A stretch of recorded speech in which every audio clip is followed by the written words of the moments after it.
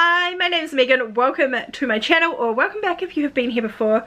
I thought I would film a little Q&A today. I've had a few people send through questions on Instagram and on Twitter, so if you're not already following me in those places, then make sure you do. All my links are down below. I do Q&As on Instagram quite regularly, but I thought I would do something where I ask the questions and then film it because my answers go away so quickly on Instagram. Anyway, my first question is from Twitter. If you could relive one day of your life, which day would it be? Honestly, I don't really like the idea of living in the past, because if I were to relive something, chances are I wouldn't know all the amazing things that I have learned after it, and so to be honest, I'll probably make the same decisions, etc. I mean, of course there are things I would like to change, but that's life. If I was going to relive something, it would probably be a really fun, happy occasion, like that time I was at my friend Brooke's house and she had her dogs and some other dogs she was looking after, and I had like 6, maybe more, pugs on me. It was the best. I am always down for dog cuddles. I love all kinds of dogs. I don't think I've ever met a breed of dog I don't like, but I'd probably change my decision of what I was wearing because black clothes and fawn pugs doesn't really go together. So yeah, I'd like to relive that day, please. That was pretty fun. Camille wanted to know how I keep my hair looking so beautiful, and also how you're so beautiful inside and out. Oh, thanks Camille. Honestly, I don't have any major hair secrets that I can share. I guess I just learned to go with the flow with my hair and stop trying to control it. I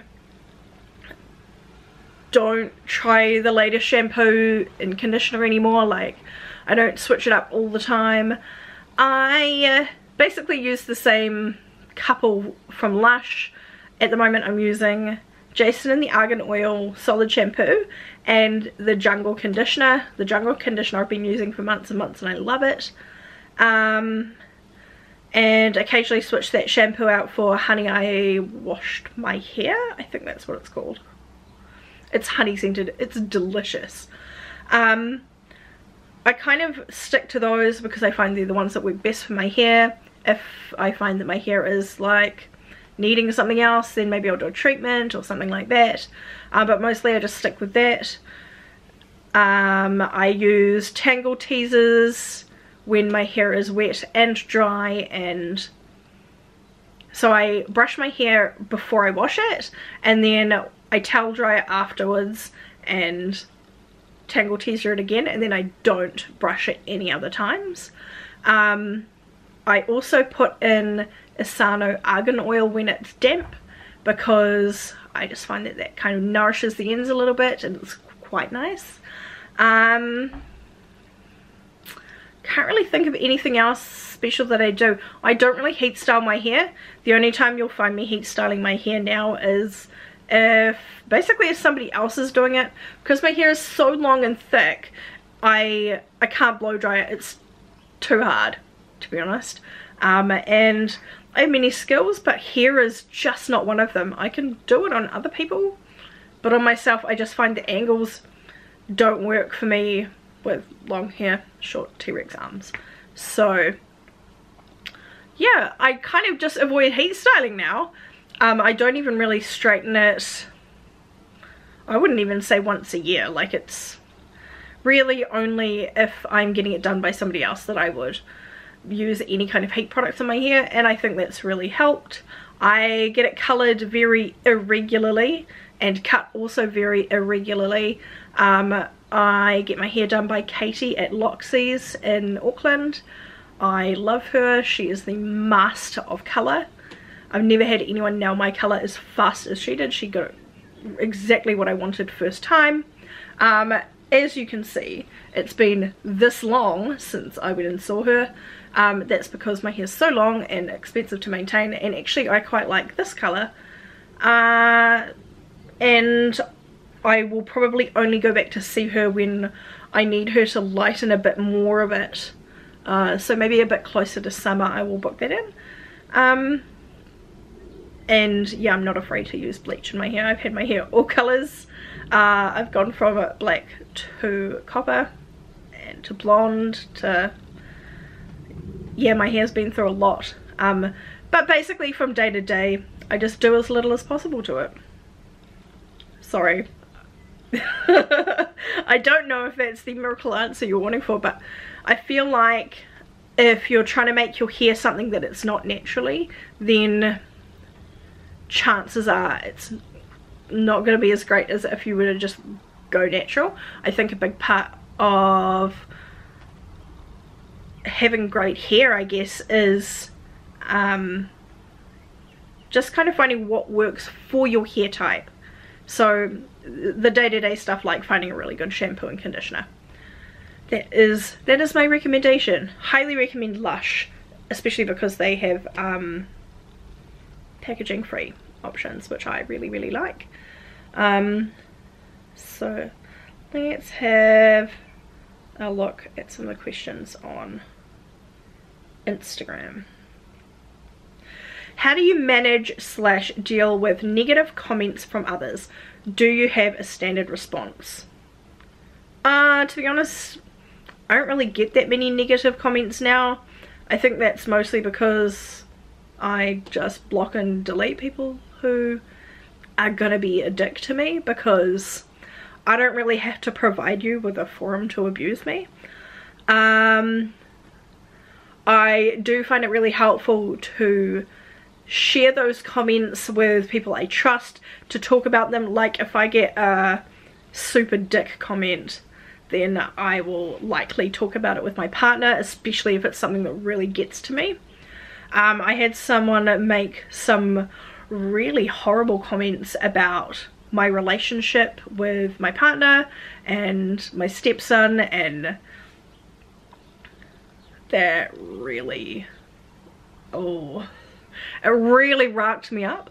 And there's a lot of times where I start to reply to things and then I'm like, you know what, don't argue with idiots on the internet. They don't, you know, it's like arguing with people in the stuff comment section. Just don't even bother, it's a waste of time. So yeah, I would say talking to somebody you trust about comments like that. And yeah, I just don't even bother responding, because I would rather give my time to the people who take the time to leave supportive, positive comments, because that's really what I'm all about, which is why you won't find negative reviews and things like that on my blog, because that's not what I want to focus on. Somebody asked me if they could base a character off me for their book. I messaged them and said no, sorry, I don't really know anything about your book, so no. You know, whenever I do this, there's always dudes. Garth79, hey Meagan, how's things going? No, no, this is not, no. Why are you such a babe? Because I'm just like that. Thanks, Izzy. My friends are nice. How did you get into the fashion industry? Well, that was kind of, I wouldn't say an accident, but it wasn't really planned. I was working as a portrait photographer and then started getting more fashion and beauty work, basically. And then I went to uni and did a degree in design and visual arts. I did a little bit of work with an amazing photographer. His name is Brian Lowe. I did my internship with him, and he took me along to events like New Zealand Fashion Week. We did some fashion photography and it was super fun and I really enjoyed it, but it kind of also awakened me to the fact that I didn't want to be part of the fashion industry that photoshops women smaller or misrepresents what regular human bodies are. because, you know, there's a whole lot of photoshopping that goes into fashion.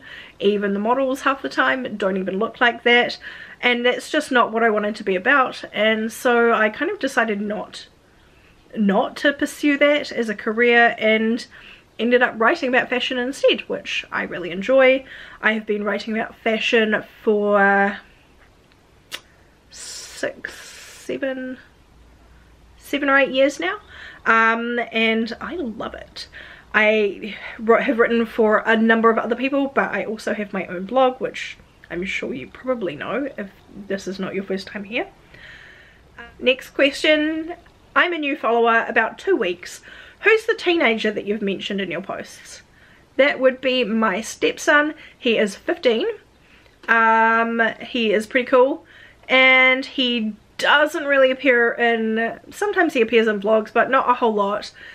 We kind of just don't put him on the internet because people can be jerks, and I think it's his decision as to what he appears in, and he often doesn't like being on camera, so we don't put him on camera. But you know, you will see him in my vlogs from time to time now that I'm vlogging more. Do you think it's possible for someone in New Zealand to be a successful YouTuber? Yes. For example, ShanXO, very successful YouTuber, lives in Palmerston North. Highly suggest checking her out. I really enjoy her vlogs. Also, it depends on what you define successful as. There are a lot of YouTubers in New Zealand who have done really well and who create great content, and I really enjoy watching, but Shannon Harris is, I would say, definitely the one I watch the most. I think it's because our jobs are quite similar, and I just like seeing how people whose lives are similar to mine spend their day. Who do you admire and how did you get so confident? Oh, two-parter. Who do I admire? My mum. I really admire my mum. I know that's kind of cheesy, but I really look up to her. She's taught me many things throughout my life, and her, along with my grandma, kind of really just have informed a lot of the way I see the world. My mum and my dad basically went on their OE in their 50s, like late 50s, decided to move to another country, start again, go and like get new jobs, new house, new friends. I mean, they had some friends over there already, but they lived overseas for a few years, and I think that's so cool and so brave to go out and explore the world when you're, you know, it's really different doing that in your 50s than in your 20s, because you're so much more rooted to where you are and set in your ways. And even in my mid-30s, I'm going, oh my god, the idea of moving to another country and starting again is just so massive. But I feel like it would be a super fun adventure, so who knows, maybe we will do something like that one day too. And how did I get so confident? Well, I wasn't always this confident. It's a real decision of mine to, I guess, pursue confidence, but knowing who I am and that I deserve to be confident, because I don't know, is it a default that women shouldn't be confident? Is it a default that fat women shouldn't be confident? Because I get asked this question a lot, and I'm not sure if it's because a lot of women just aren't confident in themselves because they've been told that they shouldn't be, or I don't know. I'm not confident in everything I do. There are a lot of things that I am a bit shaky about, but you know, I feel like I deserve good things. That's how I feel. How do you feel about Lush's seasonal products? I don't really know because they haven't gotten to me yet. I have seen a few pictures of what is coming, and I'm also not sure what season you're meaning. Do you mean Halloween or Christmas? I am looking forward to sleepy shower cream. That's what I'm looking forward to. But the rest of it I haven't really had a chance to have a look at yet. So I'm going to a press night for them later this month, so I will make sure I vlog that, and then I might be able to answer that question a little bit better, so hang tight. Oops, my battery died because I was yelping on a bit too long. So I'm not sure where I was up to, so I'm going to start that question again. The question was, what is my favourite book that I've read so far this year? I set myself a challenge to read 52 books this year. That was one a week. You can set a book challenge through Goodreads. I've read 80 so far. I've really gotten back into reading a lot more this year. It's really hard for me to pick a favourite book. It's like picking which kid is your favourite. Well, that's not hard for me because we only have one. But this gem came out last year. I read it last year and I've read it this year, and I'm probably going to reread it again this year because the sequel is coming out soon. It is by Jessica Townsend. It is Nevermore, The Trials of Meagan Crow. I just really loved this. And I know I definitely would have loved this as a kid. It's I would definitely recommend it for people who enjoyed Harry Potter. Like, I think that it's probably aimed at kids, but I don't care. I really enjoy kind of YA type books. Just because I find them a bit more interesting. I guess it was a bit of an escape for me while I was at uni. Anyway, book 2 is due out end of this month, I think. So make sure you read this one first, so you're prepared for the next one. Also, I will leave a link to it below. And Jessica is an Aussie babe, and she's coming to New Zealand on a little book tour.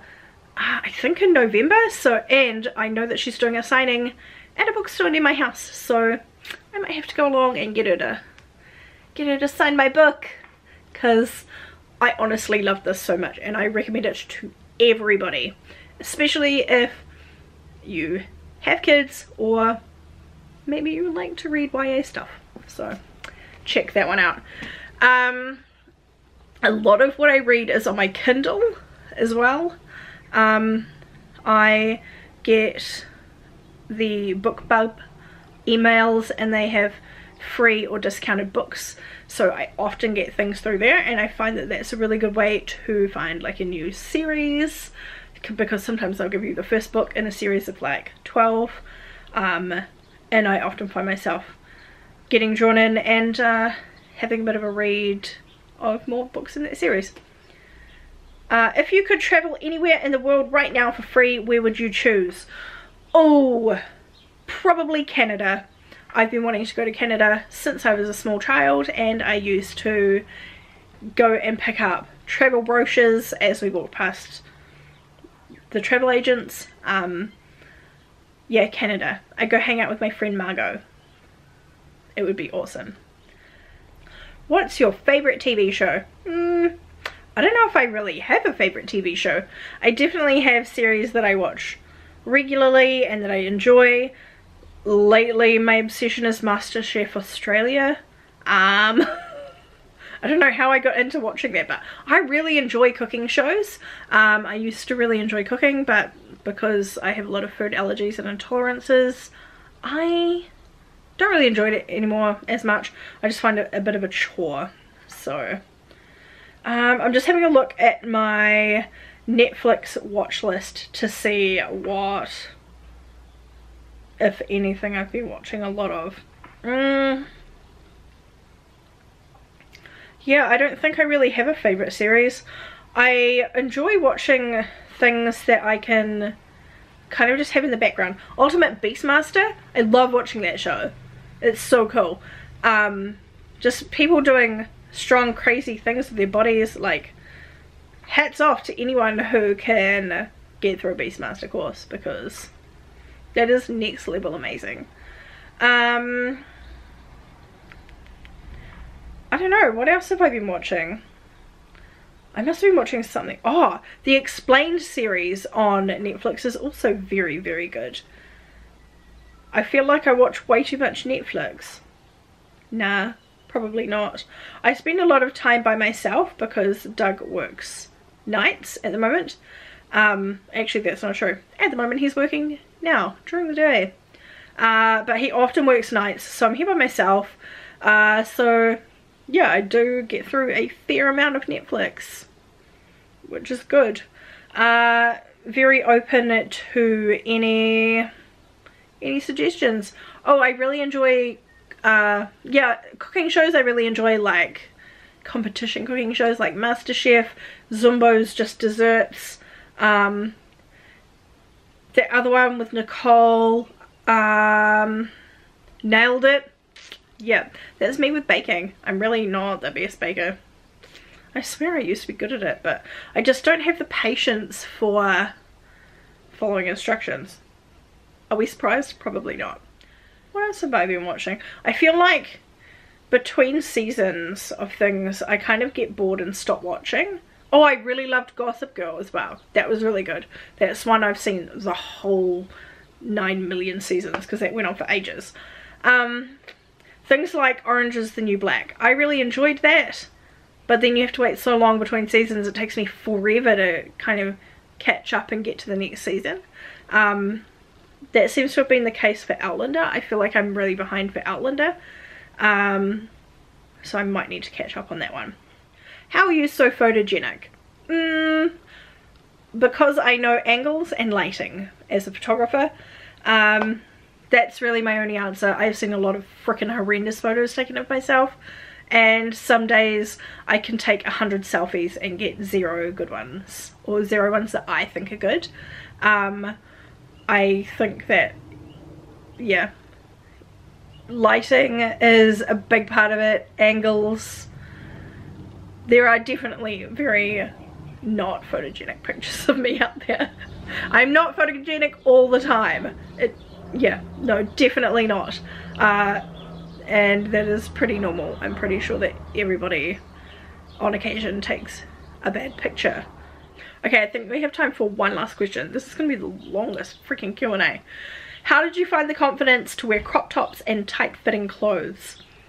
I just really liked the pieces of clothing and I put them on my body and that's how they fit me. I guess I didn't really find confidence to wear them so much as why would I not wear them. I'm a pretty big fan of wearing whatever the heck you like. I don't think that it should be restricted by body type or whatever, just as long as it fits you in a way that you want it to fit you and you feel comfortable in it, then by all means go for it. There are a lot of things that I don't wear because I don't feel comfortable in them, but bodycon, definitely something I feel comfortable in. Crop tops, sometimes feel comfortable in them, sometimes not so much. I think it depends on the kind of design of the crop top. I definitely am not a lover of all crop tops. Just experiment with how you want to wear them, I think, and the different styles out there. See it, put them on your body and see if you like them. If you are looking at them in store, obviously it's a little bit easier to try things on, but you can also look at stuff online and think, you know, what would I wear that with, how would I wear it, how would I style it, and having that as an idea in your head is a really good place to start. As for the confidence, I get really stuck on that because I try now to only wear clothes that I feel good in. So if you put something on and you don't feel great wearing it, then maybe it's not the right thing for you. I don't think that everybody should have to wear crop tops or should have to wear tight-fitting clothes or whatever. Just find what works for you. And I know that those things don't work for some people. Even though those are the things that we talk about quite a lot in body positive communities and body acceptance, fat positive, just general fat girls wearing stuff circles, is about wearing certain items of clothing like crop tops, bikinis, shorts, tight-fitting clothes. all of those things, while we try to rebel, for lack of a better word, against all the people who have told us that we can't wear those things, and I did this quite a lot in my photography project, Fat Girls Shouldn't Wear Stripes. I tried really hard to push all of those boundaries before realizing that some of those boundaries were boundaries for me because they were things that I didn't really like wearing, which is why while I wore things like, I'm just trying to think of something that I don't really wear a lot of, colour. So I wore a lot of colour when I was doing that project because I was really trying to push the boundaries and wear things that I'd been told not to wear. And in doing that, I realised that I can wear those things, but I don't necessarily want to because they're not my style.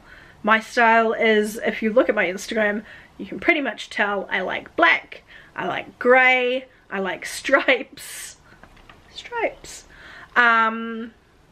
I like a little bit of colour every now and then, but not all the time. I prefer black and grey. That's just who I am, how I like to dress. Oh, and mustard. A little bit of kind of mustardy colour here. And that's okay. It's okay to wear whatever you like. If, oh, I've forgotten what the question is. I've waffled on for too long, and I think that's probably a sign that I should wrap this up. Oh yeah, question was, how do you find confidence to wear crop tops and tight-fitting clothes? Just put them on your body. Give them a go. If you find that you don't like them, that's totally fine. If you like them on other people but not on you, that's totally fine too. And as for wearing them yourself, there's not really anything you can do to prepare yourself for it. Wearing stuff at home is very different to wearing it out. Like, I would wear way shorter shorts at home than I would wear out in public.